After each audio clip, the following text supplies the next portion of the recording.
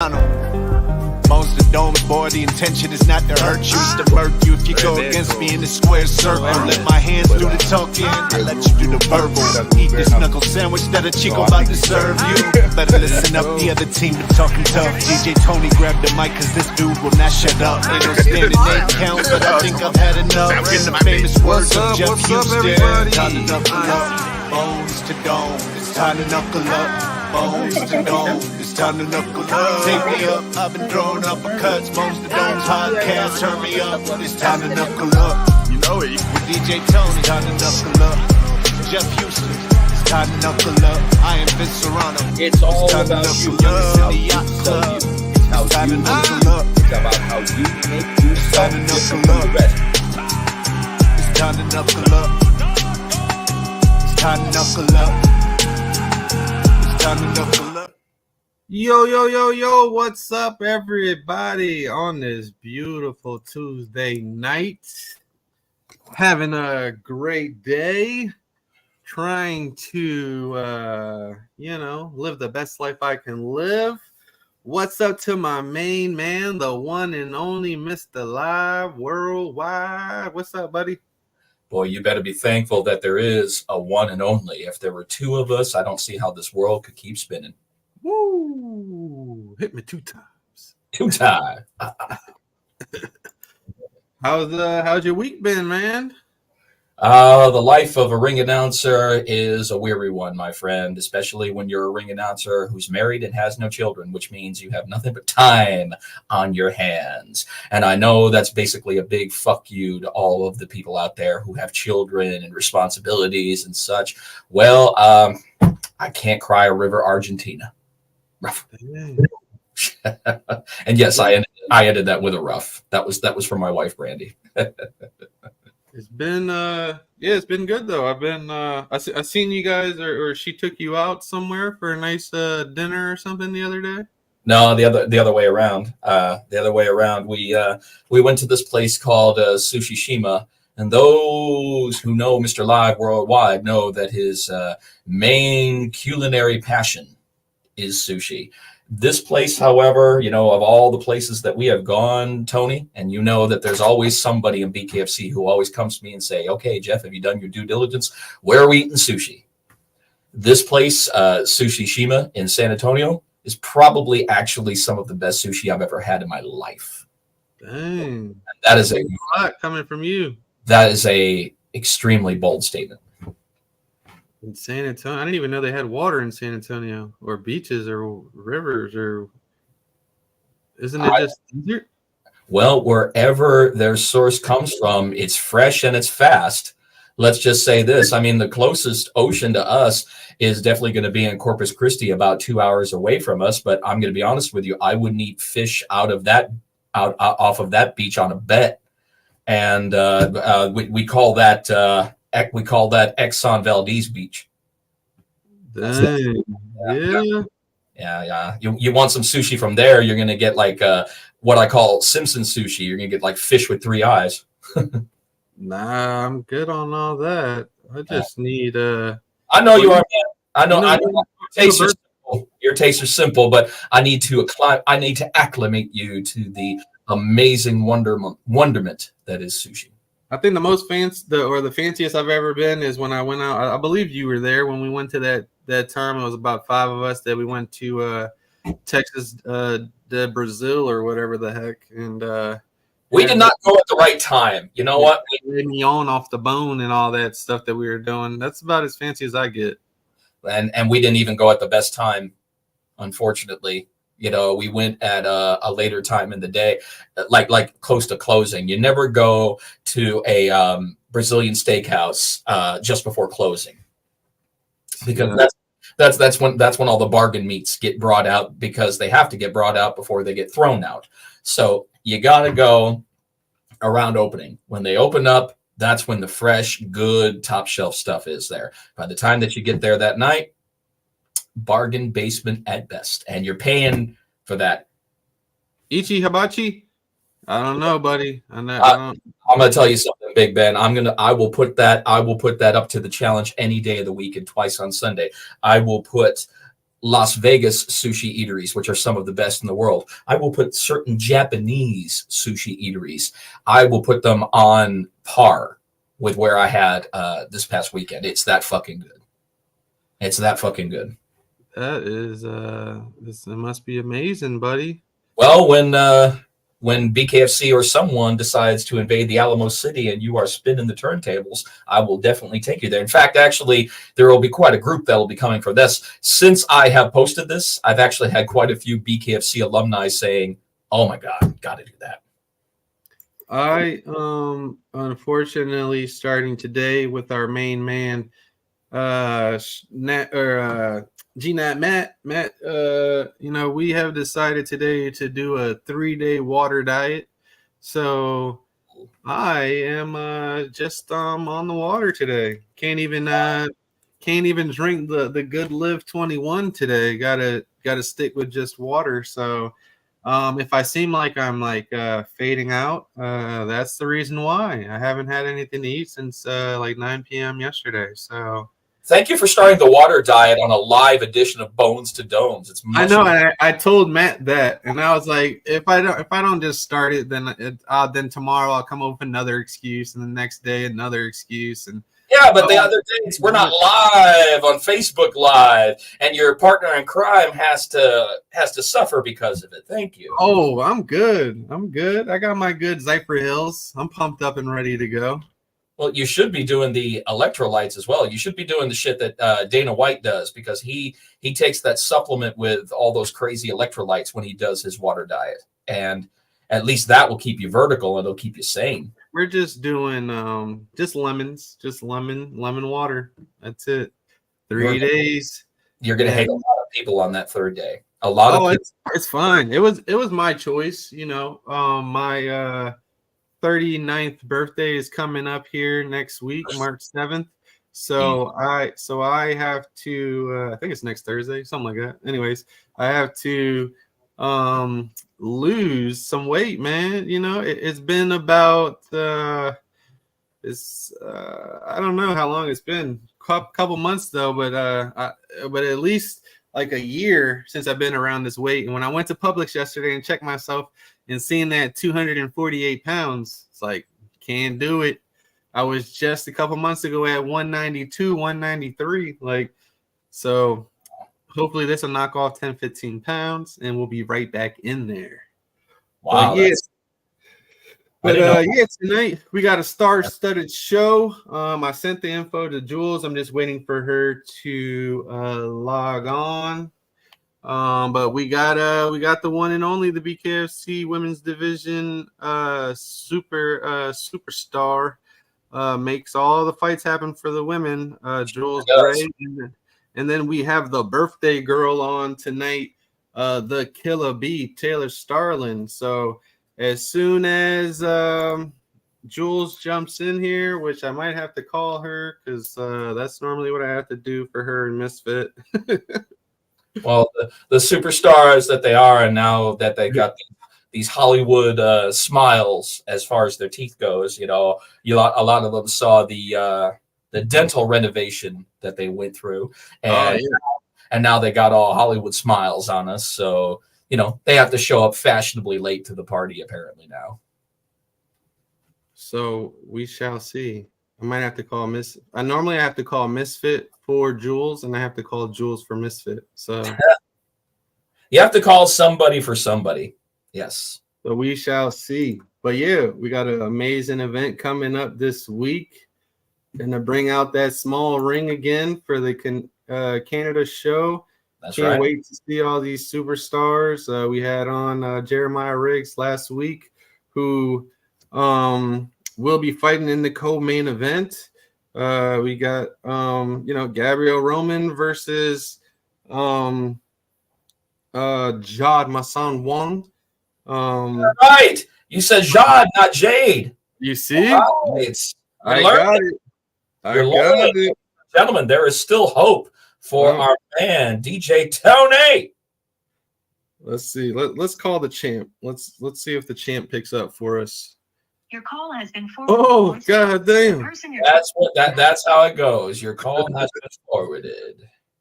Well, Let's see. Let's try to text her. Mm-hmm.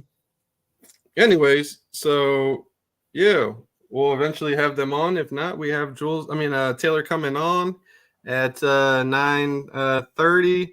She was in New Jersey celebrating her birthday. Just got back in town, so getting her on. And yeah, man, how excited are you to go back to Canada?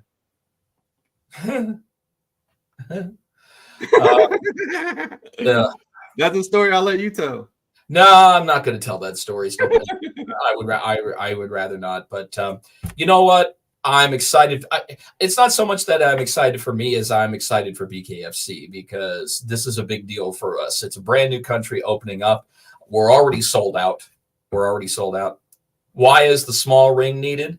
Steve, there's so many reasons why, but the main reason why is honestly for the smaller shows, because they brought back the fight nights, and of course we do the prospect series. So we are in smaller venues for those. And there are times, unfortunately, that the 22-foot ring doesn't fit. The logistics aren't just made for it. But the 16-foot ring will fit anywhere we want to. Plus, I think it's a great way for fighters starting off in the prospect series to cut their teeth with BKFC, because in the end, everybody's bitching, everybody's complaining about the 16-foot ring because everybody's so used to the 22-foot ring that we've had for 5.5 years.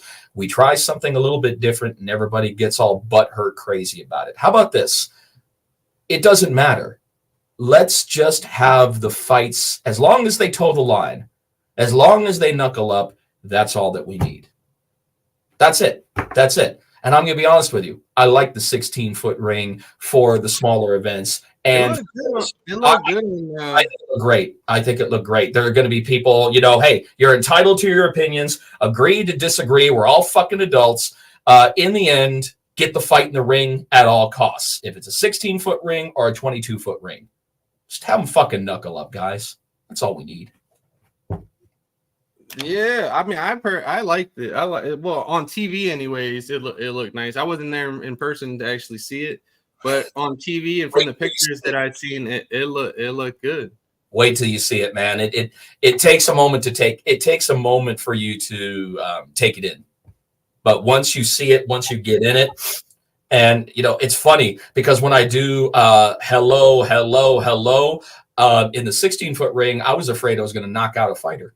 Because I go one side, back. I'm like, I'm going to knock a motherfucker out, man. We ain't working with a whole lot of space. But the one thing that it does do is, as far as your footwork strategy, well, guess what you have to do? Oh, my God, Tony. Are you saying that a fighter is going to have to adapt? Like I said last week, I think that. I think it only affects. I mean, it shouldn't really affect anybody, but I really think it only really affects the fighters that might have had 5 or more fights or something like that. That's actually used to that size or whatever. 4 or 5 fights. It's actually used to that size. That are having 3, 4 fights a year. If you're only fighting once a year, then it's nothing to to. Well, look at our epic guest. Well, look at our epic guest that we had last week, Jeremiah Riggs. Jeremiah said, I don't give a shit what I have to fight in, just as long as I get the opportunity. And I just wish that more fighters would look at, the fights from his perspective, because you're going to have to adjust to the space that you lose in the 16-foot ring as opposed to the 22-foot ring. But what it does do, it promotes nowhere to run and nowhere to hide. In my opinion, Tony, as a fight fan, that's what I want to see. I don't want to see someone get on their bike for 5 rounds. I want to see 2 motherfuckers toe the line and beat the piss out of each other. Athletically, of course, not street fight. Because, Tony, you know this. There are so many people that say, oh, well, this reminds me of a street fight. I'm like, no, it doesn't. No, it doesn't. Doesn't remind me of any fucking street fight I've ever seen. Most of the street fights that I've seen are some sloppy motherfuckers who have absolutely no boxing skills whatsoever that just happen to get a clean punch in there. It doesn't remind me of street fighting at all. If anything, it reminds me of more I guess you could say, disciplined hockey brawling. It reminds me more. It's more of a disciplined hockey brawl than anything. But as far as a street fight goes, I don't think it has the cadence of a street fight at all. What do you think? Nah, I mean, it just, you just have to be more technical. You just have to, like I said, just like you said, just adjust. Actually, I think it's less technical. I think it's less technical because the fact that you're taking your footwork. What I meant more technical with the space that you have. You have to know when to choose your power shots, because that you're not going to be able to take those 2 steps back or whatever that that full step back if you're one of those taller fighters like God damn it, can't think of his damn name. The tall guy. Oh, the tall guy. Yeah. Oh, well, the tall guy. Oh, my bad, Blake. Like Blake Lacrosse. If he's him gets in there. or him or like a Jomi. I can Jomi's fought in rings or size similar, so 6'3" and up are going to have to make the adjustments. 6'3" and up are definitely going to have to make the adjustments in the 16-foot squared circle. Yeah, so Brownstone. Yeah. There you go, Blake. Yeah, definitely. He's gonna definitely have to. All right, so Jewlz just hit me back. She sent me a screenshot of an error that our team had. I guess when you made the post yesterday or today, you accidentally put 9 p.m. your time instead of 9 p.m. Eastern. So she thought the show was at 7 instead of or 7 her time instead of 6 her time. Oh fuck, that's right. She's over in Vegas. She's over in Vegas. Oh, yes. yeah. So you were supposed to put 8 p.m. Central Time. Wow, you're enjoying this, aren't you, Tony? No. I'm just she sent me a screenshot of it. God damn it, my nose itches like a motherfucker today, man. And no, I don't do any of that crap. So don't anybody think of that. It's just fucking allergies out today. So she's asking to see if we can get Taylor on first. So let me message Taylor. All right. We can see if we can get the killer. Move it around. Yep. Let's actually, you know what? The easiest way is just to call people. Sorry, guys. Texting is just adds an extra step. You know what I mean? Yes, I do, because I'm doing it right now. So, Nah, big dog. I actually have on right now. I did customize it, but I actually have on one of Gabrielle Roman. Oh, look at that. On your hey, come back with your shield or on it, right? There you go. You got the 2 swords one for each of her son.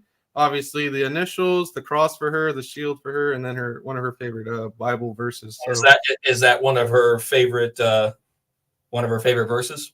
Yeah. So I made this a couple months back. Let's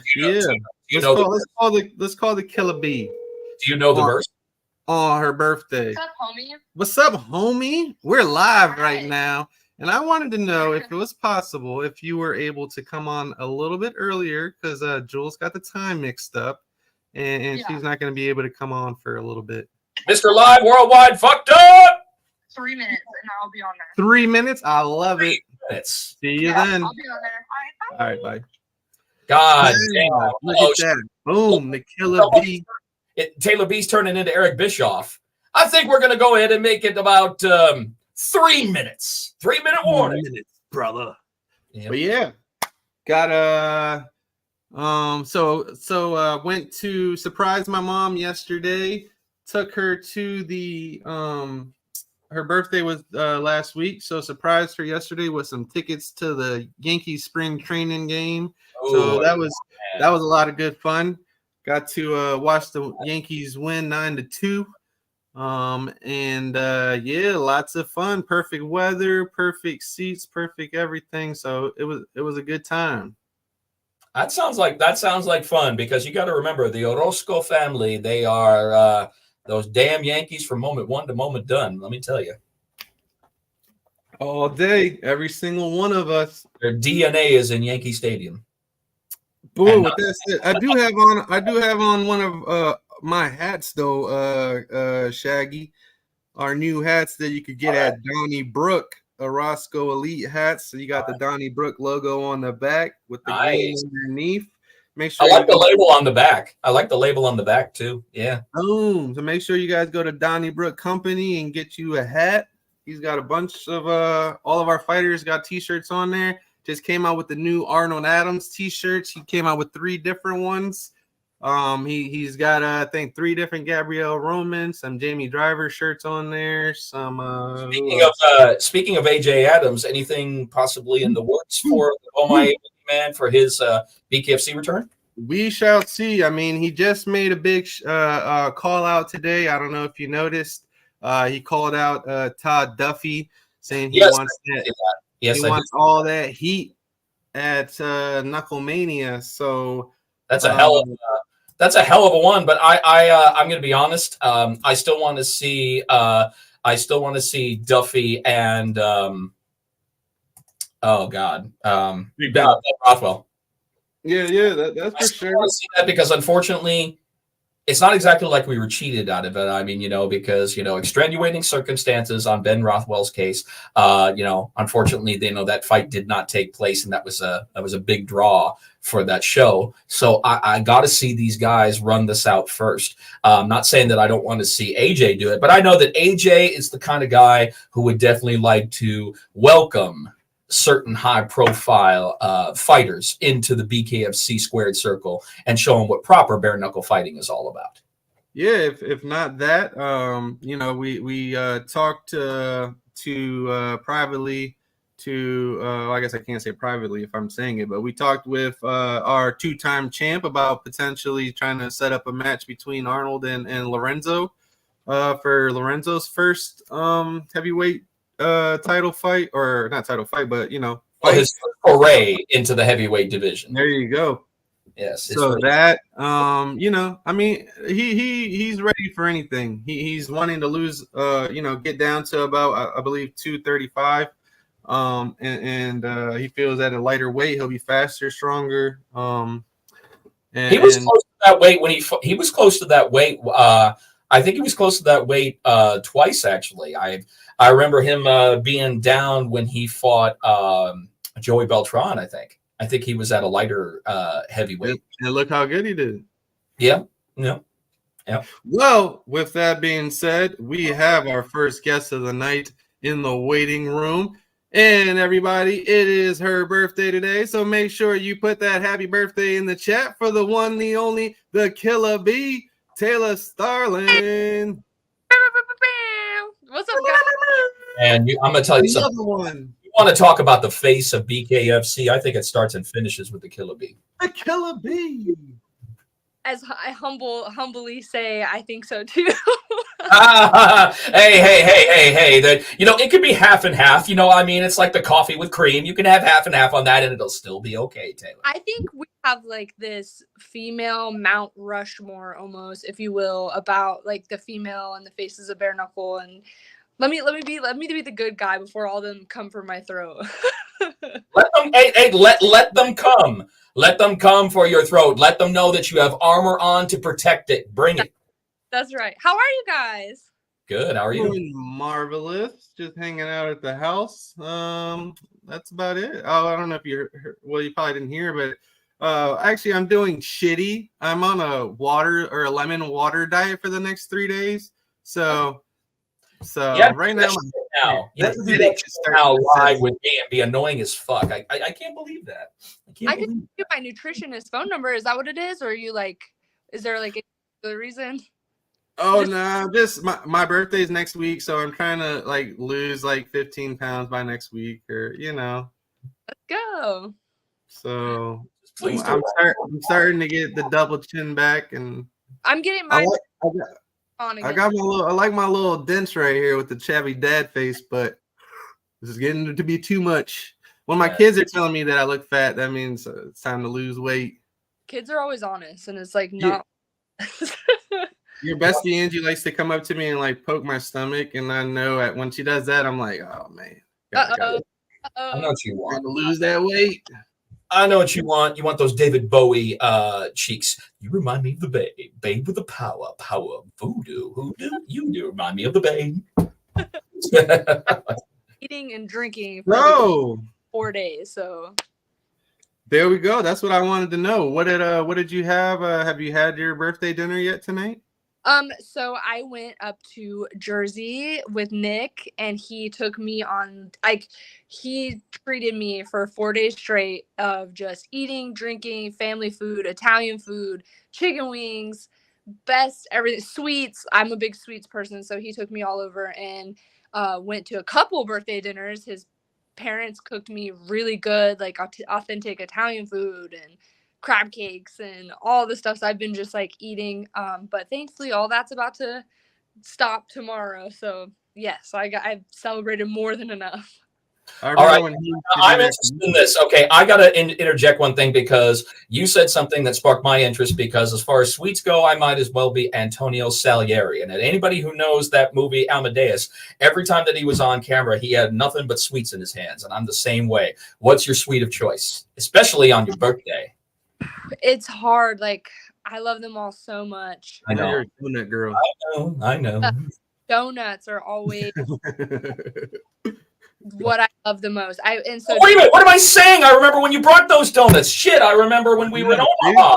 When we were in Omaha, you brought that box of that. I should know this already because I remember how epic those donuts were. When Nick is on the road, I always send him and the camera boys a box of donuts. Like, the big show, I'll send all of them donuts, but I'm like always sending him sweets. And he's like, I'm not that big of a sweet person, but I would make him eat them anyway.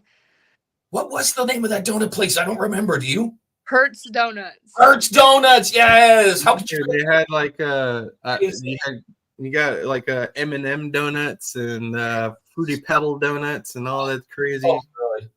Oh my God! Big ass box of donuts. Circular diabetes. It's amazing. It's amazing. But I love like cheesecake and cake and brown, like anything. As long as it's sweet. Mike and Mitch say order a couple extra boxes next time. Yeah. I love spoiling people. What I was saying, yeah, I remember when Nick used to do that stuff for me. So I'm kind of jealous. I haven't had one of our it's like my Jersey boy. Hey, you took them from me, and now I don't get my coffees anymore or anything. So fuck you, Taylor. Yeah, he's the best. Hey, boy had to evolve, Tony. He can't be all yours every single second of the day. He's part of the killer beehive now. He's part of the killer beehive. Yeah. Now I remember we had this like mutual thing about where I'm from in Patterson because he worked there for like 2 years on the baseball field or at the Falls, where they did like the Sopranos movie and stuff like that, rebuilding. Oh, there he is. What's up, Nick? But yeah, so we have this like our little pattern, our Jersey thing that we talk about every time. But that's my guy. He's cool as fuck. I'm happy that you guys are happy. He is the best. Nick Vespe's the man. So, what's been up new since you had your big win. You got your revenge victory against Jenny Savage. Somebody was just asking how do you feel about the new prospect series that they started? I think it's cool. I think way too many people put negative connotations on it as in who cares? Like the fact, like I think Riggs was saying it on the Bare Knuckle podcast. I heard him. He was like, who cares? We're getting an opportunity to fight in front of people. It doesn't matter whether, and like it's almost in a sense like there's gonna be a lot of people watching that because like the people going on there, they're hype, they're bringing their families to watch it, they're having all of them on, like either way you spin it, it's good. The only thing I didn't like was I couldn't walk out, like I couldn't have a kid out because there was so everyone was like, can't wait to see, and I couldn't. Other than that, like it's the same. I'm fighting for bare knuckle. I'm on a card, and it was cool because like the prospects look up to us, the ones that are there and have been there, and like they see us in a certain way. So it's cool to go there and do that and let them get their shine on. Like I think it's awesome. I'm kind of jealous of the small ring. Like I want the bigger ring, but I'm also like, ooh, I kind of want to get in the small ring just to really brawl. Like you have to brawl in there, and I think that's kind Yeah, and you understand that. She understands that as well. I mean, we had Jeremy on last week, and he said the same thing to us. He said it doesn't matter what ropes I step through. It doesn't matter if it's 16 foot, it's 22 foot. People are putting too much emphasis on what they know about the product. And one of the most endearing factors, as far as a fighter, in my opinion, is a fighter who truly knows how to adapt in their surroundings, no matter what they may be. And I know you're one of those types that actually sees it in that exact way, 100%. You see merit in the 22-foot ring because you get to have all kinds of room to have fun. But in the 16-foot, you know that there's nowhere to run and nowhere to hide. But it's funny because the bigger one, like, it seems fucking small. Like there have times like for instance when I went to fight Christine, or like there have times I've gone into that ring and been like, whew, like this isn't a lot of room. So like I couldn't imagine.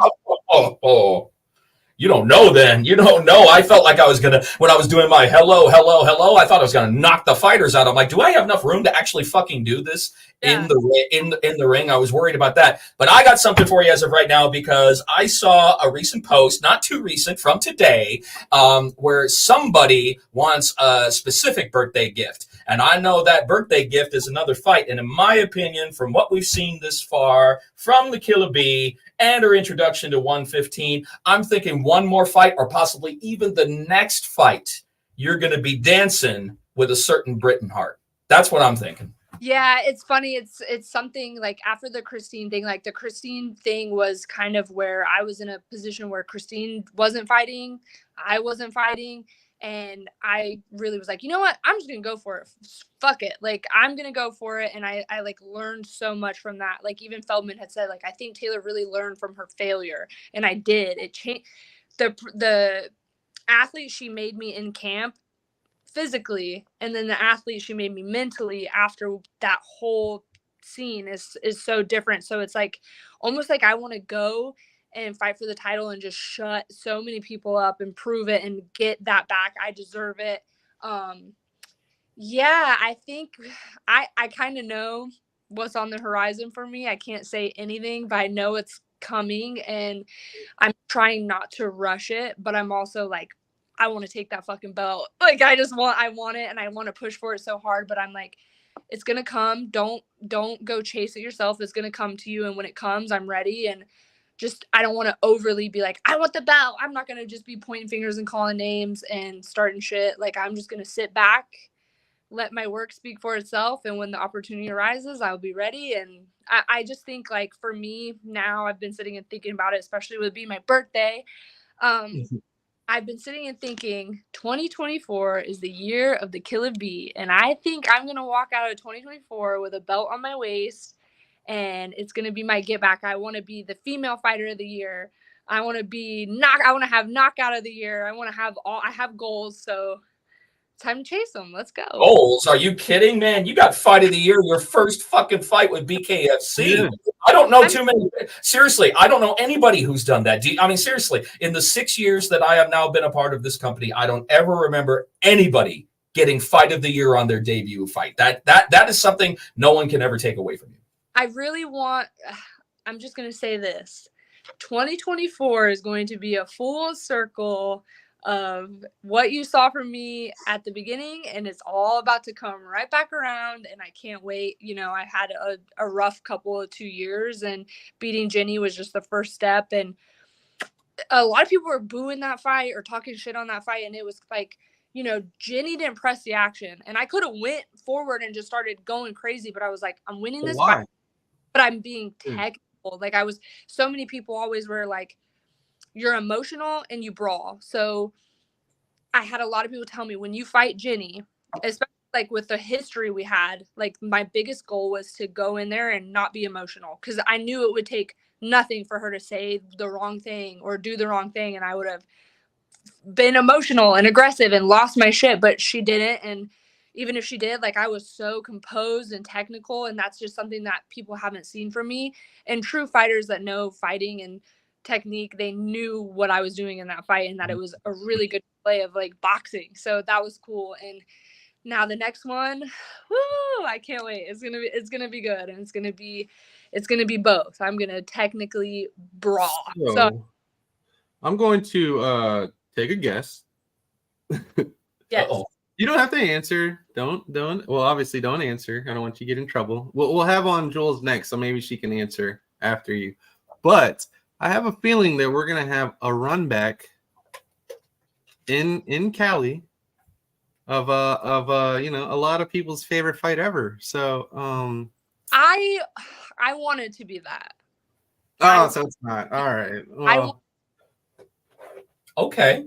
I don't know. Oh, I don't know what Teresa's been up to. I haven't seen it. I looked at her page the other day, and I didn't really see much going on with Teresa. But you know, I would love that. I think she would want that. She would want to try to get that win back. But I think it's a bad idea if she fights me again. But we'll see what happens. I'm seeing more as a fan, you know. Yeah. I see a different fight this time. I see a different fight. I'm not saying that I see a worse fight, but what I do see is see two fighters who are now evolved. I see two fighters who have taken different paths in their evolution. Now, the thing I love about Teresa is an awesome opponent for you because number one, she has absolutely no fear. Yeah. And number two, in the event that she has an injury right then and there, which she did in one of her fights, she absolutely wasted. I have been in combat sports for 21 years this year, 21 years. I have never seen anybody go after fixing an injury that has just happened as quickly as she did with her foot. With her foot, I've never seen anybody have it dislocated and less than 3 seconds later, roll up, pop, let's fucking go. I just think that with that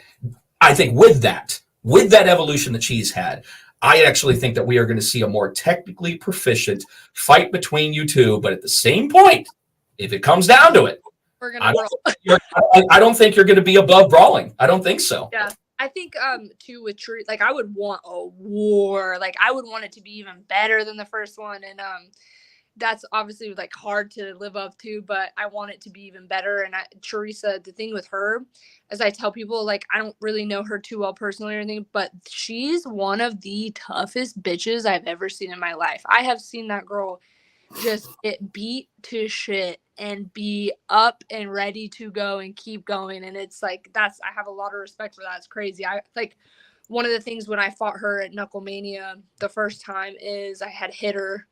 She drops. I'm like, okay, all right, she's tough. Now I know I can finish her. I hit her again. She drops. I think I dropped her like 3 times. On the third one, I go back to the corner. They're like, knock her the fuck out. I was like, dude, I'm trying, and she keeps getting back up. I don't know what you guys want me to do. I was like, she ain't going down. So we're going to fight to the very end. The dog in the fight. The dog was there, and in my opinion, still to this day, one of my favorite post-fight pictures of all time. I don't think that there was ever a better post-fight picture than when you and Teresa took after that. Man, that's going to go down in the annals of sports history on that one. And it's something that, like, at the end of the day, no matter what, like, I don't dislike Teresa. I'm not her friend, like, as in friend. Yeah. We're very neutral, but like the one thing I can always say is like that woman changed my life in so many ways. And like at the end of the day, if we ever do fight again, like afterwards, I'm just gonna be like, bitch, we did ourselves with this. And like I owe her gratitude towards that, because like that fight in that moment that we shared together in that ring like changed both of our lives in so many ways. And it's crazy to think about. The funny thing about it is, Taylor, and this is just the way that I see it. It's interesting how, if you look at that fight, if you look at the dynamics of that fight, how people looked at it going into it as opposed to the way that they looked when the smoke had finally cleared. Now, in the first couple of rounds, as the blood really started flowing, people started saying, oh, I don't want to see this. This is not something that I came to see. I don't want to see, I don't want to see women beat the shit out of each other.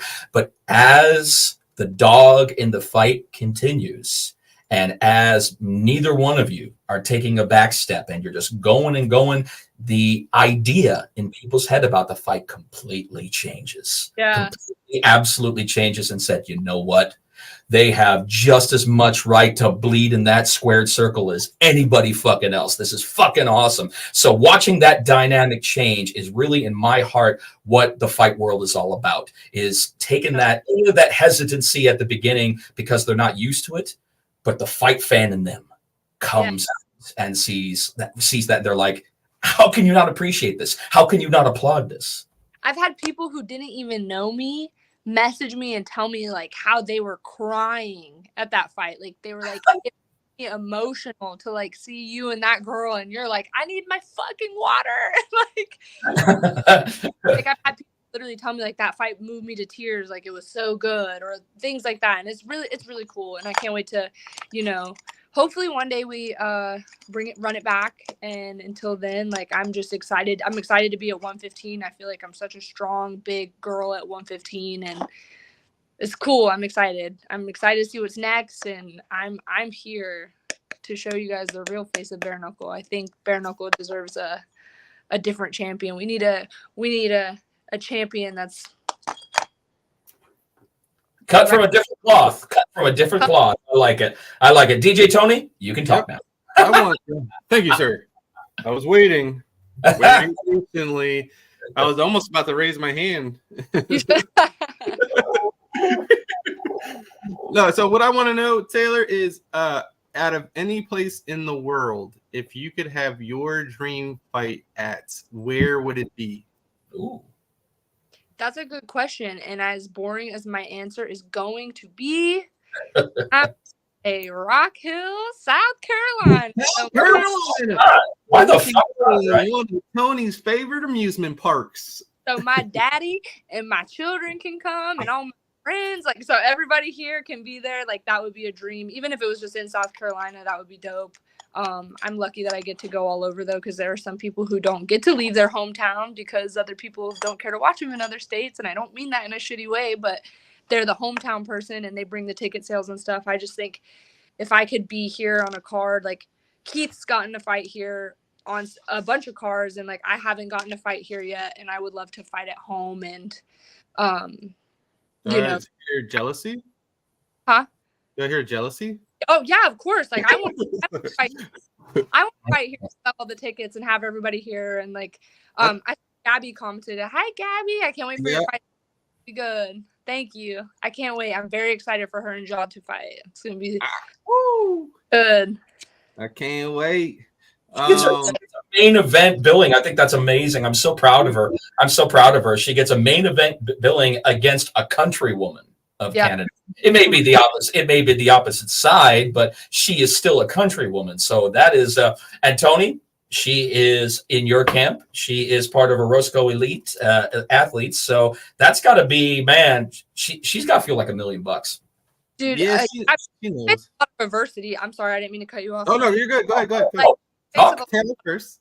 I'll raise my hand next time. I hope people aren't sleeping on her, because she's one of those people that like put her against adversity. She's gonna go and like perform. So very, very excited to see it. Yeah, I talk to her every day. She's ready. Well, she was on the Bkfc show for you guys have seen earlier. So you guys seen, but yeah, she's definitely ready. I'm excited. I tell her every day how proud I am of her. And everything she's done, and I mean all you guys, how cool me and you are, how cool always appreciate everything you do for the girls, or especially Angie by doing her videos every single fight or whatever, or whatever. So what you guys do is just you guys are dogs for us. You know what I mean? It's you go out there and give everything so that we can have enjoyment and sit there and be like, oh, that was awesome. But nobody has to go home and deal with everything after like you guys have to do. No, because we feel good about it. Because we feel good. I mean, I equate the same feeling that you get at a fight, like as if you go to a comedy club. You get that same rush of endorphins because somebody else is out there putting their ass on the line. Now, obviously, comics aren't putting their asses on the line as far as fights goes, but some of them got to go against some bad fucking hecklers that can either make or break a career. Now, as far as for you guys, like I said, you take the chances that less than 1% of mankind will take. So therefore, everybody goes home feeling better about themselves because of you. Yeah, my goal with all of this is like, obviously I love what I do. I love the glory and I love training. I love doing, but like for me, like just someone like Angelina or my children or like women, moms who message me, men who message me and say like, I went to the gym today because you inspired me, like seeing your six pack or something made me want to go work out, or a mom who's like, I never thought I could do this and now I can, like inspiring others on this journey and just showing people that like if you just don't give up and you keep pushing and you want to do it, like you can do whatever you want. And that's like my biggest goal and always like what gives me the most joy. Like at every single fight, after I fight, I go out to the crowd and I'm interacting with every single person that came there, because without them I'm nothing. And I appreciate them taking the time to watch me fight and be there and be a fan. And it's the best. It's the best feeling in the world. I can attest to that too, Tony, because there have been so many times where I see her in the crowd and I give her a hug because she's out there, because she's pressing the flesh. She's shaking the hand. She's kissing the baby. She is out there she's out there for BKFC, man. And that's the kind of representatives that we need. We need those. Selling her merch and everything. I got to get me one of them Killer Bee shirts. I've been waiting for one that just happened to show up in an XL, but I need to make my mind like is like I go through someone and I love the people that do my shirts. They're awesome. They do them for me. They send them out, whatever. I just need to do something that is like my own thing, my own. Nobody else is their hands in it. Nobody else like to do something different. So maybe like this next fight, I'll probably try to get you a cry cut like me. And the cricket. Yeah, and make your own t-shirt. I got like I said, I made this one for Gabby. I have my own, the Orozco Elite one. Like these, obviously my hat and some of the shirts, they go through Donnie Brook. So him and whoever the fighter or whatever get the percentage 50-50. But when I do these shirts or my Orozco shirts myself, those are the ones that I just give away or whatever. So just get you a cricket cry cut, whatever the hell it's called, and just make you some tees. Yeah, I'll add it to the list. I get my mom to do it, my stepmom to do it, and make her. There you go. I got my right next to me right here. I got my press right behind my computers. My cricket. I got all my freaking vinyls, everything back here. So it's not, it took me about a month to get used to it, but then once you get peeling and you're good, it's nothing. It just comes easy. Yeah, you're knocking out t-shirts. Human being, I trust me. My mom's like, why don't you start a whole like you can do your own company and just make I'm like, Mom, I'm not gonna just sit there and just be peeling t-shirts all day. Like it's just I can't. So Angie actually and my youngest daughter, they actually want to do it. They like doing it. Every time they're like, oh, can I peel it for you? So I just made it like probably 20 like just messed up whatever shirts, logos, stuff that they could just peel. And Roscoe sweatshop and make them work for 10. Oh, whoa! Damn, they want to do it. She goes the route of the money off of it too. They're gonna sell their own t-shirts and stuff. Actually, my youngest daughter, she might have taken it with her. Watch out, this will be stinks. She's making her own logo because she wants to make her own t-shirt. She wants to do everything. So she has her own logo that she created. And she literally sat at the computer for like an hour, added a crown to it, did all this stuff. Like, and she's only 10 years old and she did all that stuff by herself. So it's dope. But yeah, so you told us where you would like to fight. Now, who would be your dream opponent in that fight? Yeah. Ooh, do you guys want me to like? I can anyone. They could be dead or alive. I could go the drama route, or I could go like technical. Who do I think is going to actually bring a fight? Give us your top three. How about that? Yeah, top three. There you go. Personally, someone I don't like that I would like to beat up is Crystal Van Wyck. So that's Ooh. Don't Okay. like Crystal Van Wyck. let's see. I would like to run it back with Teresa, and then I want to take that belt from Britain. So there's your 3. Crystal Von Vake, man. What about your dream fight though? Like What's the heat there? Okay. What's the heat there? Which What's one? the heat? Me. Oh, what's the heat? Oh, he wants to know the heat. What's the heat there? What's the heat with Crystal Von Vake? I'm interested. All right, I'm gonna spill it. And so I used to train with Crystal, and she just like there was nothing really personally wrong. And then she left the gym, and then she tried to come back to Modern Warrior, didn't say anything to me in Modern Warrior, and I was just like, okay. 2 days later, it's like this is like my fight week fighting Jenny. She goes on Instagram and posts like she was in Modern Warrior asking to come back and train at Modern Warrior, and then goes and posts like I'm with Jenny Savage, and I was like, okay, Oh, yeah, all right, like at your own gym. That's definitely smacking. Somebody gotta so get that's that. like, how are you gonna come and try to ask to like work with us and then go post about Jenny? So to me, that's just like I don't trust you. And if you ever were in here, I wouldn't want to work with you because you're gonna go and run and tell my opponent that I'm doing this, that, and the third or whatever. And it just sucks because like I could help her be better. And but nope, they want to do it the wrong way and they want to be like that and be sneaky and say like just like little sideways shit. Not really the best. Okay. She's got like another 4 or 5 wins though before she'll get a fight with you. So that's way down the line. A long time before she could bumble with the V, that's for sure. With the V. Jeff is trying. I mean, Kyle's trying to set us up. I don't know why.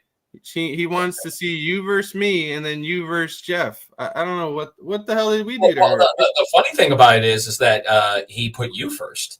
Like I'm the prize that Taylor gets. I know. Like I'm just gonna get ran. Worldwide is the prize for the Killer Bee as far as the next opponent. I don't know about all that. And then Mike and Mish say, Shaw wants that heat too. I know she made a couple posts. I don't know if you reshared it or if you talked the same thing too. Or I have a lot of respect for Melanie Shaw. I think Melanie Shaw is great. I think she's a tough athlete. I don't like how she had her husband go on and post something. And it's like, I get it. People want to try to like start fake drama to make a fight happen. Mm-hmm. But she had her husband on a story, like calling me a fucking pussy and saying that I'm not a real fighter and stuff like that. And it's just like, I'm not laughing at you. At the end of freaking Mike Hunnell. I haven't pushed that fight because I know other things going on behind the scenes. And I told Melanie like, hey, like, I don't think it's going to happen anytime soon. You're more than welcome to keep pushing for it if you want, but I'm just not going to exert that energy and like have 10 reels on my page so that this girl can like I'm not going to post about it because it's not fucking happening. So there's that. That's what it is. Like, I'm not fighting Melanie Shaw, not because I don't want to, because I kind of know what's in line next for me. And so it's like, I'm not wasting my internet energy and clout for Melanie Shaw. And I told her, like, it's like, I can tell you, like, it's probably not happening. So you should maybe like just lay off or like, don't waste your time doing it. And then after that, her husband was on her story calling me a fucking pussy and telling me that I'm not a real fighter. And I'm like, oh, okay. All right, ladies, you guys are getting cutthroat. And I'm very, very, very, very fucking nice until someone like does something personally. And I just like, I like Melanie Shaw. She didn't say anything, so it's not her, but like her husband saying that, I thought was like really, really like trashy. And I don't like that. Well, there you go. So we got 3 potential fights that you like, but you know what's lined up. Well, potentially, or it is lined up, or contracts are. Well, we'll see. We'll see here shortly. I feel the West Coast coming upon us. I feel like you guys will know something within the next week or two, and. Well, I never mind. I always get myself in trouble, so yeah, I don't want to be in trouble, but I think no.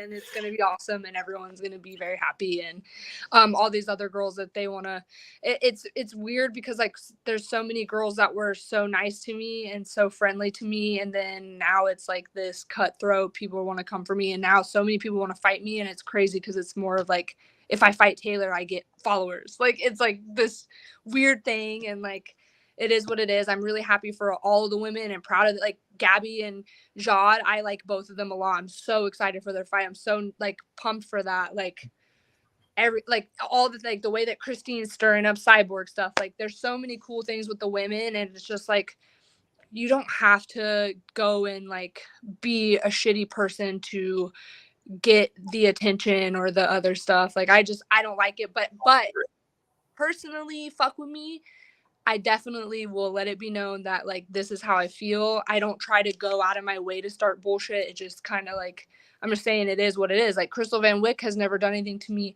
super personally, but like I don't like the way she moves, and that's that. And like that is what it is.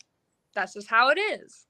Britton Hart, I don't really like, me and Britton Hart don't really fucking get along, but it is what I respect her as a fighter. I respect her as a mother. I respect her for what she does, but like we just aren't ever going to be on the same frequency, and that just is what it is. But I don't have to go above and beyond to go post about someone or say something mean or insulting. Like even with Jenny, like me and Jenny have history. I would never go out of my way to insult Jenny as a human being because I don't know Jenny as a human being. All I know is what I've seen in the ring, and that's it. And you know, it is what it is. At the end of the day, we're all women, and we need to be better about that stuff. And I could even be better about stuff and not take shit so personally. Here we go. I was laughing at Matt from this is an inside from. Oh yeah.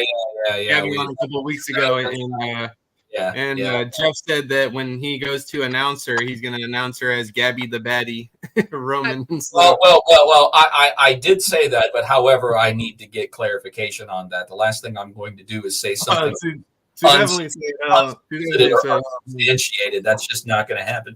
But you know, Britt, but you know something. I mean, when it comes to Britain, when it comes to all these other opponents, I'm totally on board with you on the unnecessary personal jabs. Yeah. And I know that there are people that just decide to go super personal to get a response. But the problem with it is that a lot of these personal jabs, they're unfounded. They're unfounded because in reality, this person doesn't know you that way. And when they start saying things like that, you know that they're just fishing. They're just fishing for you to get a bite. And I just think, I think there's no class in that. I think that's classless, actually. There are ways to get yourself over as a and as an opponent without having to go personal. And then people do the backstory on you. They find out information about you and they're like, wait a minute, she's talking to her like this, but how the fuck does she know that? If I like you and I don't fuck with you personally, you get a nice big block button. I'm not going to post about you. I'm not going to share your info. Don't like I posted about Jenny when we were fighting. I have now after me and Jenny fought, like there were a lot of like really good words said and a lot of respect and a lot of things that went to rest, and that's how it should be. You fight, you fucking at the end of the day, like I've been dealing with Jenny Savage for 5 fucking years now, and like we hugged it out in the ring and we're like, you know what, like we've been going at this, and like I got nothing but respect for you. Like you can't do anything but be like, you know what, fuck, like this is stupid, like we're gonna be dealing with each other forever. But if I don't like you personally, like I just will block you. I don't gotta look at your shit. I don't have to listen to you. I'm not gonna go out of my way to post you. And the negative stuff, I really don't deal with that. Like I just like I've, you know, the furthest I went was like the Christine thing, and that was more of like a lot of people in my ear and like me and Christine behind the scenes trying to build something up just to do it. But there was never like a I don't like you or I don't respect you as a human being. Like we didn't have to be like that. It was just like WWE, like we're gonna fight, like stuff like that. But yeah. Hold on now. Hold on, Louis. You could literally ask me anytime. Everybody knows. Taylor knows. Come on here. We don't even have to like your ass. Knows. All you have to do is ask to come on the show. And, you don't even have to like your ass, and you could be on the show because you know, But I see you love Jeff. That's good. But you could. But at the same time, you you can easily reach out to either of us, Big Dog, at any time, and we'll get you on the show. We will take on El Loco in at Loudmouth Central. Fuck yeah, man. Ask and you shall receive. It's not that fucking hard, brother. Who and just like I talked with Jeff before the show, he can always tell me anytime. He just kind of just leaves it for me to pick or put the show together. But he can always, and which he will be doing, is bringing on people that he wants on or whatever. We want all you guys, like I said. So if you want to come on, literally just be like, yo, what week can I come on? And that's it. Simple as that. The only reason I do that, Tony, is because you have this kind of cool air to you where I feel like somewhere in your room you have like this really big black leather bound book with like so many celebrities' names in it and everything like that. I feel that you have that in there, but you're not going to let us know that you actually have it. But I'm telling you, man, there's a coolness about you in there that you're keeping dormant to the rest of the world. Let us know who you know. Come on. I don't know anyone. And all these people that we have on it is both mine and Jeff's friend. Yeah, man. We love the Killer Bee. We love the Killer Bee. I came up to you, Louie, and asked you for a picture at your last fight, and we talked and everything. I ain't got no beef with you, big dog. Killer Bee got a dachshund over there. I don't even have I don't even have friends like that. You see? So, it's just business acquaintances. Fun fact, this is my wiener dog. Her name is Donut. Donut. It is her birthday too. We have the same birthday. Wow. How old? Oh, nice. Huh? Two. Okay. She's the worst. The worst. Like this little wiener right here is pure evil. So yeah. Yeah. My first dog was a dachshund. He lived to be 16. He was blind and deaf. His name was Bratwurst. But I'm going to tell you, he was evil. He was absolutely evil. And I don't know if it's a body conscious thing and everything because they're so long and they have a low rise and all the good stuff. Maybe they're body conscious. I don't know. But yes, you're right. The older they get, the evil they get. Stubborn dog. Yes. Oh, absolutely. Shit, I'm body conscious right now, so it's okay. Well, that's why you're doing your 3-water fast during Bones to Domes. Thanks a lot. I'm surprised I haven't gone pee 3 times yet. Surprised you haven't gone ape shit by now. So, Taylor, another question. Donut! It is your birthday, so I want to know, in your whole life, what was your favorite birthday growing up? Oh, that you can remember? Yeah, like as a kid that you were like, oh, I had this Barney birthday or whatever. So I have a good birthday memory and I have a bad birthday memory. So let's hear them. We'll go good birthday memory. I remember when I was turning 6 and my dad, like, we were really, really poor growing up. And my dad, like, put together a birthday party for me, but it was Blue's Clues. And, like, everything was Blues themed. And I remember that. And, like, I remember being so happy with, like, my Blues Clues themed birthday party and, like, in the trailer park. So that, and then, like, another really memorable birthday for me, I was 8 years old. And I remember the night before my birthday party, my dad got like Taco Bell and I ate Taco Bell and I got freaking food poisoning and I was so sick like the entire night before my birthday and like, but the next day I was fine. But I remember like, just like, it felt like I was dying, like puking. And I was like, but my birthday is tomorrow. Like I have to celebrate. And yeah, but I have all right, Jeff, I guess we have to do the duty for everyone. We're getting a lot of requests for us, so I guess we sing. I have a voice, but I can't fucking sing. I guess we have to sing for the one and only Taylor Starling. So, all right, how about this? How about instead? How about this? I'll go ahead. I gotta be me. I don't sing, but what I do is I announce. There you go. You announce. All right, I'll let you announce it. There you go. It'll be better. So let me be in my comfort zone on that, so I don't chase viewers away. Okay. There you go. I'll let you do it then. You. All right. Here. I even got the microphone. Oh my God. Here we go. All right. Here it goes, everybody. Taylor, what is the age, please? 28. You never ask a woman that, but this is a little bit. All right.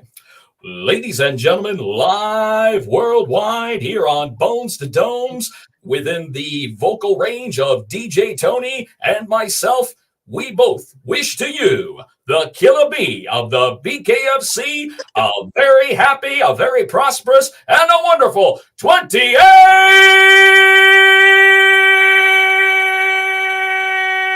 birthday.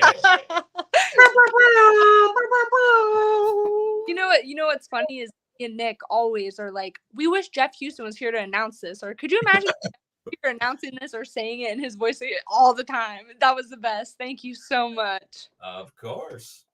Yeah. Awesome. I think that was good, man. I don't know why. No, I'm good. Thank you, guys. I think that was good. He killed it. Taylor's happy. Before I go, I can tell you guys a good story. I don't know if you guys saw my story yet on Instagram or Facebook. So I have a 6-year-old. Maybe. Okay. Those who don't know, Brody is 6, and Mm-hmm. every year I give my oldest one, he's been able to comprehend. I'm like, every year, go take my phone. I want you to make a video, like, be alone. I want you to just say something for me. Like, that's all I ask for. Just say, happy birthday, mom, or whatever you want to say. And my son goes, I've been loving you for all of these years. And one day when you're in heaven, I'm going to be in heaven with you, and I'll see you there. Oh, my God. That destroyed you. That just destroyed you. You haven't seen it yet. Like, you have to go look at it. It's on my story. It's so funny. It was like the best thing. I'm so happy I have it because I can't wait to have it forever. But he was like, My goodness. "I'll be in heaven, and I'll be there. I'll be there with you one day." You're going to get that tattooed, aren't you? You are. No.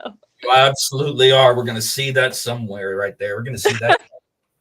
Let's see. Oh. You got He's going 500. Oh, here we go. He's going after it. Uh-oh. You can put be on birthday. Oh, hold on. Oh, there you go. Oh, let's replay. Come on there, Tony. Get with it. Here for all these years. When I go to heaven, I'll still see you there. Oh, Oh. kids are the best, aren't they? They're the best. They're the best. They're menaces at the same time, though. So it is almost the end of February. What are Taylor Starling's number or 3 top goals for 2024? Yeah. That's a good one. Like I said, like I have personal goals. Like, I want to own a house by the end of 2024, which is going to happen. I want to walk away from 2024 and new, and just like really take this moment. I think not only with fighting, like what fighting brings to me, like being able to speak and talk. Like, I've been doing a lot more gigs like that. So I want to be able to go around and talk and use my voice for good and do radio stuff or do things that, like, to really promote bare knuckle as a whole. Like, I really like doing that and going and spreading the joy of bare knuckle. And then, I want to be the new champ. And yeah, that's what I'm thinking. Home, belt, business ventures, speaking, just spreading all the Killer Bee magic all over the place. And that's what my goals are. Wow, that sounds magical. Yeah. And I believe you will do all of that. And I will, mark my words. That sounds magical. Let's see. One more thing. If you could have one, Okay. if you could have one sponsor, what would that sponsor be? Ooh. That's really tough. Someone had actually asked me that for a thing. They were like, hey, shout out something you like to use and we'll try to use it to get you sponsors. And I'm like, all of my stuff is like so illogical. Like, I love makeup. Like, I'm like Sephora. Like, give me some kind a makeup company or like Nike. Like, Nike would be insane. But I would like, that's a big sponsorship. That would be really cool. Or like just something like that. I love like really nothing but cakes. Like, you guys want to sponsor me? Let's go. Like, Out of all of those, I see the Nike. Out of all of those, I'm going to be honest with you. Your attitude, you're just probably one of the most beautiful people to ever step foot in the squared circle. On top of that number, there's just so many factors. In my opinion, I see a Nike commercial in your immediate future. I really do. I would love that. A tattoo company. See, like when someone asks me that, like, what's my dream sponsorship, my mind immediately just goes like big, like to think of something really like not unattainable, but like something that's like, okay, that would be hard to do, but it's not impossible. But tattoo company, like I got two good guys that do my tattoos that I like. I pay them for their work, and I like to pay them for their work. I wouldn't want anything free from them. Like I like paying for my men for their work with my tattoos. And I don't need that kind of sponsorship. I want something. I really like silly stuff, and like I can only be sponsored by something I'm passionate about. Like I've had sponsors like try to just give me a check for something, but I didn't particularly like what they were selling or what they were doing, and I was like, it's not that I don't want the check, but like it's hard for me to go and talk about something if I'm not like just immediately lit up about the idea. And you got to believe in the product. You got to believe in the product. Actually, you know what my sponsor is? How about Bucked Up? Because everybody's sponsored by Bucked Up except me. And OnlyFans also. Everybody's sponsored by OnlyFans except me. And I thought you were sponsored by OnlyFans. No. No. Yeah, you just been promoting them just cause? Well, no, that pays my bills. So that's no, I'm just kidding. No, I'm only kidding. No, I was the same. So I was sponsored by, or we were sponsored by Bucked Up. And so basically, like if you want us to promote you, get at us. Make Bucked Up. I got all the connects at Bucked Up, so I got like at least like 10 people deals with Bucked Up. So sponsors for Bare Knuckle, and it seems like everybody's gotten to like work with them somehow in some way, but yeah, I'm the only person that hasn't, and I don't mean that in like an asshole way of me saying that. I'm just kind of like I want to do something for somebody, so come on. Or you have the new there's no room for Bucked Up energy for a killer bee shot. There we go. Get stung with a killer bee shot.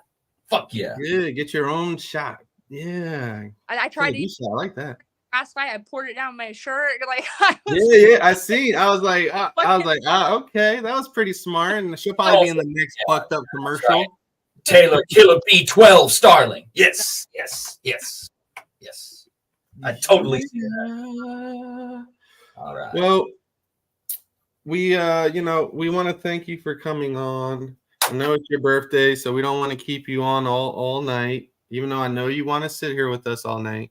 But Mom got to be up at 5 a.m. to take kiddies to school and get them ready and up. Hey, I know how that is. But yeah, thank you for coming on and spending some of your birthday, an hour plus of your birthday with us. We love you. We appreciate you always. Make sure you go ahead and shout out all your sponsors and your future sponsors. Bucked Up. Nike. You guys, I would love to be sponsored by Bucked Up. I guess I could shout out all my sponsors, but number one, first and foremost, is Salon de Monde. They are like my biggest sponsor. They've rocked with me since day one. They are the number one premier choice of the Killer Bees hair. You could literally get my exact hair color if you wanted to. Damn, okay. My own at Killer Bee Bkfc. This is where my mind goes blank. I'm just super thankful for everybody in my life, my team, my family, my children, you guys, Bare Knuckle, everybody, and my baby Nick Besby. He's the best, and yeah, I love everybody, and that's it. Thank you so much for having me. Make sure you guys all go and check out Taylor's Instagram down on the bottom, Taylor Starling, and hit that link in her bio and buy every picture, every video, everything. That's right. Get moving. Every t-shirt, everything. This Killer Bee is on the rise. Everybody knows it. Thank you. Thank you so much for coming on. It's a joy every time that we get a chance to have you on. I love you guys. You guys have a good night. You too. Bye everybody. Oh my God, she's always so much fun to bring on. She just has such a positive personality, that crazy infectious. I'm going to be honest with you guys. I believe if you're actually looking at somebody smiling at you, like a natural smile that just makes you feel good about yourself, Taylor Starling has one of the most likable natural smiles I think that I've ever seen. I swear to God, man. When she smiles, it's almost like an asteroid could be on a collision course with Earth, and I wouldn't give a fuck. Just as long as the killer bee is flashing her smile, I know everything's right. Yeah, that was a great interview. Happy to have her on, especially for her birthday. And like I said, her spending She took time out of her birthday for us old fucks. Speaking of old, Jesus Christ, man, I got to get back in the tanning bed. I am neglecting my rays. I'm starting to get really, really blanco, and I don't want to be blanco. I don't like the way it looks. I look older. Oh, missing Florida, huh, buddy? Yeah, well, I mean, I'm going to tell you, yes, the rays of sunshine that Florida allows its residents, I definitely miss that. So I got to get back into the beds, get that color back. Oh, my bad. What you doing? I had to say goodnight. Gotcha. Kids messaging. Always having I definitely see good things for Taylor in her future. The move to 115 was the right move. She had a great fight in Jenny Savage, and she got to avenge a previous loss. So I think that she's going to move forward with somebody, either run back the Charissa Sagala. And I think if she runs back the Charissa Sagala rematch and wins, then she should be in line for a title opportunity against Britain Hart. Absolutely. That is for sure. That definitely will raise in Canada. In the making. We shall see. Yeah, I know our main man Big Ben is already out in Canada. You said it's snowing and everything out there, getting ready for the fights. So I love the snow from time to time, but yesterday and today has been the perfect weather of like 72 degrees, so I'll take that every day. It was 84 here in Texas. It was 84 here in Texas. We got this weird bipolar weather that comes through 80, 20, 60, 40. But the one thing I like about this show, Tony, this show represents one of my favorite schematics as far as events go. Everything is over at the River Cree Resort and Casino. We're staying there. We're doing the face-offs up there. We're doing the show there. I love it when we do casino shows because everything's self-contained. You don't have to go anywhere. And with the weather being as cray-cray as it's going to be in Edmonton, I'm going to be inside nice and warm. It should definitely be a great event. I can't wait to be watching. I actually got a new sponsor today for the company, for the Roscoe Elite company. So we will be hosting actually the party, watch party in Cape Coral, Florida. Sorry, I didn't even have it just literally happened right before, so I didn't even have time to make a flyer or anything, which I'll have to do after the show. But in Cape Coral, Florida, at the venue is called Del Prado Naples Vapor, and it is a cigar shop, or I'm sorry, cigar lounge slash bar slash hookah lounge. So we will be having the fights there, and they will be I'll be going down there tomorrow so they can go ahead and put everything together so they can become a official Bkfc watch party, which I believe will be the first one in Florida. So I know we have one up in South Carolina. It was at Blues Pizza, the pizzeria that we went to that one time. That was a good place. That was good pizza. And, I believe the other one is in Philadelphia. But now we have a location first one, or will be tomorrow, our first one in Florida. So anybody who is in the Fort Myers, Cape Coral area, make sure you guys come on by to the fight. I will have the flyer up hopefully later on tonight or tomorrow morning with all the information and everything for you guys to come on out. Any BKFC alumni joining you there? I'm trying. That's what I'm working on now. I literally, like I said, all this is happening right before I was planning on doing a party a couple weeks ago, and then I was like, you know what? I'm just gonna stay at home and watch the fights with my mom and the kids. And then someone literally messaged me a couple hours ago and wanted me to come out and host their host the watch party there, and also at the same time, get them signed up so they can be an official BKFC watch party venue. So that will be all done tomorrow. Flyer up tomorrow, and like I said, if you can come out and you're in that area, if you want to come by, let me know. I have the address and everything. And yeah, I'll be having some pictures to give away. Different fighters that have signed pictures I'll be giving away, and yeah, it'll be fun. Plus, my birthday's next week, so kind of a pre-birthday party. Since I'll be out in Boston next week, DJing some boxing events. So this is the weekend. On my Florida people. That's a brand new gig for you. Congratulations on that, man. Yes. You spoke about that earlier. Yep, I just got assigned to boxing promotion who will, or should I say, just signed a contract for 12 fights this year to be DJing. So I will be busy. I can say that much. So I believe I will only be at the numbered bare knuckle shows. We shall see, though. Stuff's getting a little too busy for me. Speaking of bare knuckle shows, speaking of numbered bare knuckle shows, I have an announcement to drop. I will actually be going to Sofia, Bulgaria. Nice. I will actually be going to that event. I was just asked if I was available, and of course I am. So I will be going to the Sofia. I will be going. I definitely wanted to go to the first one, but I'm very happy that I'm going to be able to represent BKFC in Sofia. That's going to be fun.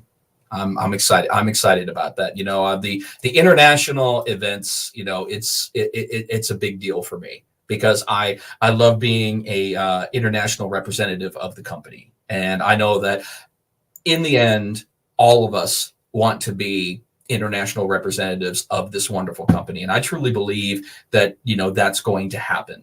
And it's going to happen with time. So for anybody else, who's thinking about that, I mean, trust me, I mean, I've been here since day one. I think it's an awesome opportunity for myself, but other people within the company, I promise you, times are coming, and opportunities are coming. You just have to be patient. Yeah, I seen that. Rick, congratulations. I seen they dropped the flyer for you versus James. I think James Hyder, April 20th, back in Virginia. Over in your neck of the woods, over in Salem at the Salem Civic Center. So congrats on that, big dog. Nice. You asked over 10 times about what? What did you ask, Big Ben? Yeah, but Big Ben, you're kind of a smart ass, so they got to kind of take that into consideration. Oh, you're talking about to go to Bulgaria? Yeah, I feel you, Big Ben. I mean, I'm gonna keep my mouth shut.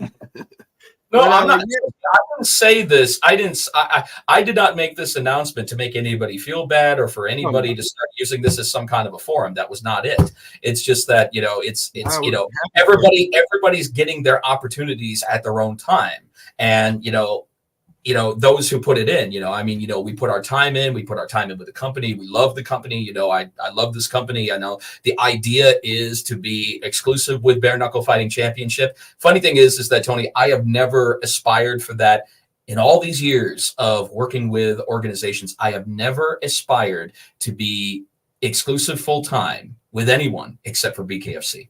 Except for BKFC. Everybody else was, I've had fantastic clients and I don't take anything away from that. But as far as like representing them full time, nobody really had it. Nobody really piqued my interest there. You know what I mean? It takes a lot for somebody to want to be exclusive with one particular company and forsake all others. Yeah, it's gonna no, definitely happy for you. Yeah, just like Mike said, you should definitely Mike and Mish definitely be there along with a lot of other people that have been there since day one or been there for a long time. But we're definitely happy for you. and definitely gonna be excited to watch. I don't say these things to make anybody feel sour. I don't say these things to make anybody feel bad about whatever their predicament may be. I say these things because I'm genuinely excited for the company, and my excitement, you know, I'm excited for the company. Oh yeah. Speaking of which, here we are talking about where is our where is she? So Misfit texted me, and I guess they're having some type of dilemma with because they got the timing mixed up. I guess they planned something else, and then now, yeah. So basically, anyways, she asked if it was okay if she could come on next week, and then she said that she would have some breaking news for us. So, so yeah, I'm not gonna say no to that. So I'm not gonna say no to that. I take partial responsibility. I take partial responsibility, not all, because in the end, you know, but I mean, I did say Central Time. Fuck, I should have put on specifically what time that we were going on. I should have said 9 o'clock West Coast time. Yeah, Pacific time. I should have said 9 o'clock, but no, it wouldn't have been 9 o'clock. No, it's Eastern, 9 p.m. Eastern time. Yeah, 9 p.m. Eastern time, which would have made it 6 o'clock over there. Yeah. Or. Well, wait a minute. Is Vegas Mountain Time or Pacific time? Nah, they're 3 hours difference. They're Pacific. Okay, so they're Pacific time. Okay, they're Pacific time on that. Okay. Yeah. So now, yeah, we got, like we said, we have a great card coming up this week. Just a few days. A lot of what do we have? 10 fights on that card, I believe. 10 fights scheduled on the Bkfc Prospect Series. Our first show in the Great White North up there in Canada and such. I am interested to see the Jeremiah Riggs and Sonny Smith, Sonny Smith fight. You know, that's going to be. It's going to be a good test for Sonny Smith. And I'm always interested when somebody comes back from an injury. I'm always interested to see what kind of fight shape they're in. So Jeremiah Riggs is going to answer a lot of questions for a lot of people in this co-main. And we were right. He does bear the co-main event honors. It's going to be a good fight. That one, I mean, there's a bunch of good cards. The thing is, well, I'll say me, I guess, personally, I don't really know a lot of the fighters. You know, most of the fighters are from, you know, fighting out of Canada. So, but I know they did. You're not talking about a dangerous looking fight. Ooh, man. This is the battle of the mustaches right here between Jake Gray and Sam Polk. Man, we got two handlebar mustaches towing the 16-foot squared circle. You know, what's funny is they look like they're brothers. He's got the dome tattoos on top of that. So I'm like, dude, Sam looks rough, but so does Jake, man. Woo, that's going to be an interesting fight. They look like they could pass for brothers. You know what? It's kind of weird. They do actually look like that. Got, DJ Tice Jr., who's fought for us before, who's 1-0. Yep. Anybody else I noticed on here? Well, Trey Santos, he's fought for us before. Yep, he's fought for us twice. I believe he's 0-1-1. Yep. I think. Yep. Yeah. He's fighting Chad Lucanis, who's brand new to the BKFC roster. And then we got a big heavyweight fight. This Ruben Roundstone. I've heard this guy's big. I've heard this guy is a big. Yeah, somebody was just posting about him. I think it was Wesley. Yep, here we go. Wesley Kill Eagle said we're going to be surprised. So he says we're in a treat for it. What do you mean by that, Wes? If you're still joining us as of right now, I'm curious to see it. I see that you are still with us right now. What do you mean by that? What kind of treat are we going to expect with Mr. Roundstone? I'm very interested in your take on that. Very, very interested. You got my interest piqued, so I'm interested in what Mr. Roundstone is going to bring to the 16-foot squared circle. What? When do you leave out, Jeff? Thursday? Yep, leave out Thursday morning. Get there Thursday afternoon. Not too much of a layover, I'm happy to say. A little bit more of a layover on the way home coming back through Denver. But this trip is very easy as far as connections. San Antonio to Seattle, Seattle to Edmonton. Very simple. Nice. Very simple. Not a whole lot to it. Yeah, I'm just gonna be, you know, I'm gonna take me a little 10. Well, I guess it is about a 10-minute flight from Tampa to Fort Myers. Yes, I am that bougie at times. Um, Nah, I figured the flight is just as much as it would be to whatever get a ride down or gas wise or whatever. Okay, we got it. So Let's at least why say. not just fly on down? Why not? He says Ruben is only a beast when he steps in the cage, but he's also a showman. He'll have war Hooping. War hooping. I haven't heard of war hooping. War hooping. Okay. Okay. So I thought you said you was already there, Big Ben. I get there tomorrow night. Anyway, so we shall see. It's gonna be a great card. Like I said, I'll be watching from the live party over in Cape Coral, Florida, Del Prado. You will be warm. You will be warm.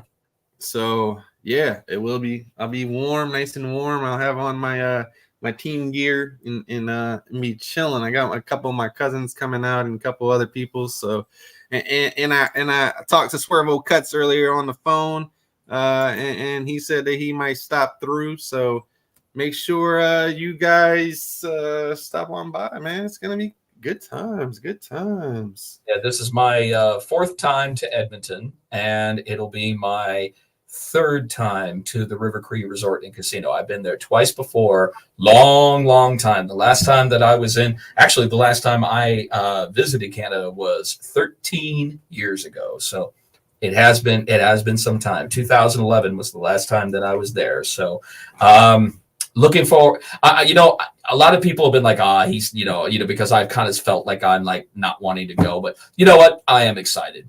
I am excited for this because this is a genuine opportunity to show a different country what bare knuckle fighting is all about. And I know for a fact that the fight fans of Canada, they've been clamoring for this. They've been wanting this. They've we've already sold out. I mean, I haven't even gotten there, and we're already sold out at the River Cree. It's not the biggest venue it is, but it's a nice venue. It's absolutely perfect for BKFC Prospect Series. Plus, what it also does, in my opinion, Tony, which I think is the most important attribute of this whole endeavor, is that it opens up the talent pool in a different country. There we go. Get to see what the Canadian fighters are all about. So we shall see. They can fight, dude. If I see anything the way that I saw the Canadian fighters with the MMA promotion that I represented so many years ago, if they fight with even a similar amount of gusto, then we are in for one hell of a good night. I mean, just check out all those hockey fights. Did you see that hockey fight that happened, I think, yesterday? No, I didn't. Oh man, it was a good one. They circled off to the center ice. Started circling each other, and literally it was about a 50-second to a minute fight. They were just going back and forth, just throwing rights. Just all they do is grab on each other and just throw that right hand. Well, that's all you can do. That's all you can do, man. You got gravity working against. Seen it. Yeah, they were going punch for punch, punch for punch. It was gravity working against you on those fucking skates. You ain't got no choice but to grab on. You see, if they didn't have the skates on, they'd probably do a little bit better. But shit, you ain't got no choice but to grab on to a hockey jersey and start throwing. Rick Caruso says, "Have you learned any French besides French fries?" Have I learned any French for the show? Wrong side of Canada. We are going to be in the Alberta region. That's on the right side, buddy. Yeah, that's on the right. The right side, that's Quebec. That's the French Canadian. That's the French Canadian, because you've got Toronto, Ontario, but you've also got the Quebec side, and on the Quebec side, that is where Jade Masson Wong is from. So no French is necessary for the Alberta side. We're good. Are we going red hopper for the show? Are we what? Are we going red hopper for the show? It will explain to me. Red hopper. Huh? Your hopper. What the hell it's called? What is it called? I thought it was called a hopper. Oh, yeah. I mean, it's like, the fuck is he talking about? I'm like, I don't know yet. I haven't made up my mind. Got to learn to speak Métis. Okay. Canada is very large, as you guys know. Well, it's up there. It's up there. Yeah. We're going. I mean, we're not going all the way up to Saskatchewan. You know, we're not going quite that far north, but it is up there. It's a nice flight. It's a nice plane ride. I'm going to be on the plane for most of the day, heading there. I think my flight leaves at like 7, and I get there like at 2:00 in the afternoon because I believe that Edmonton is on Mountain Time. I believe that they're on Mountain Time as far as time wise goes. But no, I'm excited. I haven't decided. Tomorrow will be the decision on which hopper is going to make the trip to Canada. So I'm not 100% sure. I'm not 100% sure. As far as the tux goes, I definitely know that I'm going to be rocking the black. I definitely know that I'm going to be rocking the black. A lot of people say, why rock the red. I'm like, I don't want to rock the obvious. I want to actually do exactly the opposite of. So I'm not 100% sure yet.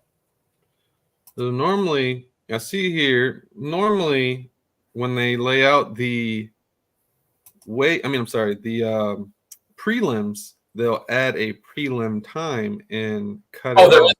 But there are no prelims when it comes to the prospect series. That's on the what I prospect was gonna mention. So just so you guys know, remember the show does start at 9 p.m. Eastern. There's no 8 p.m. prelims. It is, I believe, should be straight up 9 p.m. start for Eastern time. And then it'll be 7 p.m. I guess Mountain time. 7 p.m. Mountain Time. It's 2 hours behind, so it'll be 7 p.m. Mountain Time when the fights start. Yes. And we just run. We have no pauses. We have no like for example, on our numbered shows, we have our prelims, and then we have the main show start and all that good stuff. Nope, we run straight through with the prospect series.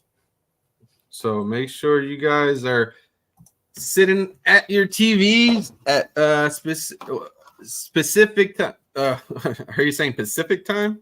No, Mountain Time. What about specific time? Specific time is whatever you make it out to be, Mr. Kill Eagle. Specific time is your specific time on when you're going to start watching. That's what specific. There you go.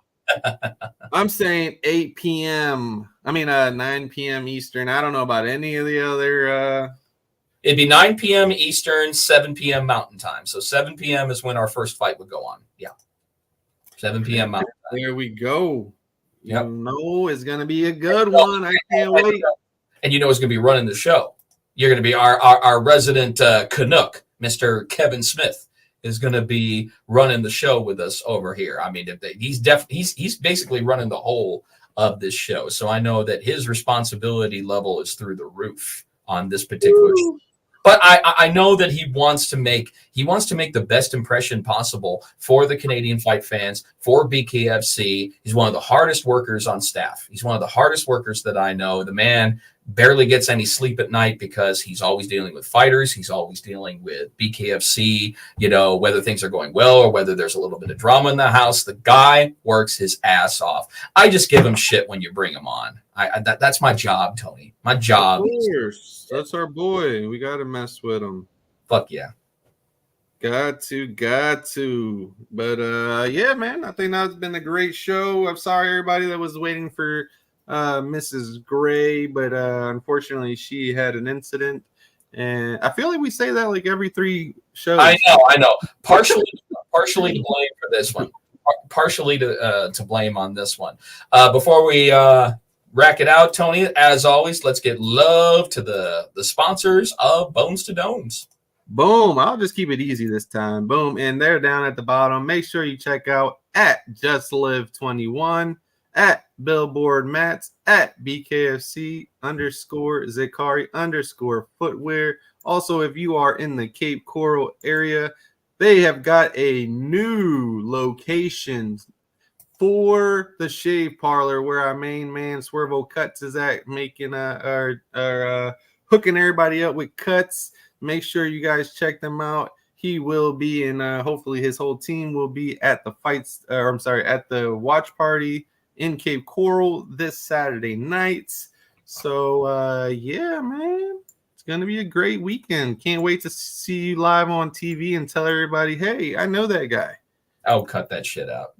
Yeah, we're shoulder to we are virtually shoulder to shoulder right now, good buddies. So it's all good. I hope that that's going to be a successful watch party, guys. If you are in that area, please get your butts out there to the watch party. DJ Tony always puts on a good watch party. There's always a good turnout. There's always some giveaways going on. I'm sure that you're gonna do something live for him, yeah.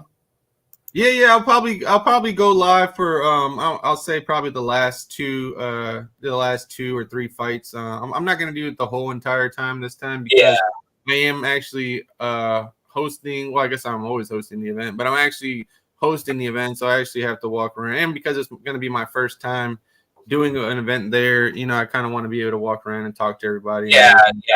You got to work. It's a new room. You got to work the room. But I'll go live for the last two fights. I'll say the last two fights. There we go. So that you know, and watch Jeremiah Riggs take on Sonny Smith, and then our own. Well, I guess they're both. You know, we love them both, but you know, Gabrielle Roman versus Jod Masong Wong for That's the gonna be a main war. event.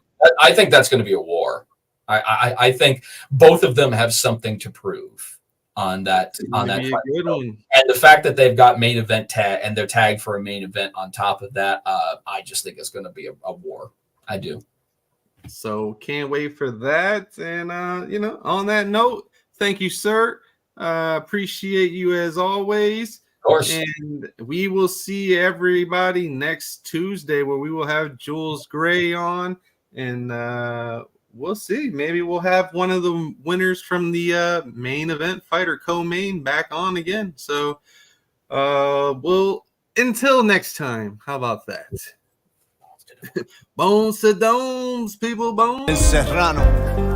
Bones to domes, boy, the intention is not to hurt you, it's to murk you if you go against me in the square circle. Let my hands do the talking, I let you do the verbal. Eat this knuckle sandwich that a Chico about to serve you. Better listen up, the other team been talking tough. DJ Tony grabbed the mic cause this dude will not shut up. Ain't no standing name count, but I think I've had enough. In the famous words of Jeff Houston, time to knuckle up. Bones to dome, it's time to knuckle up.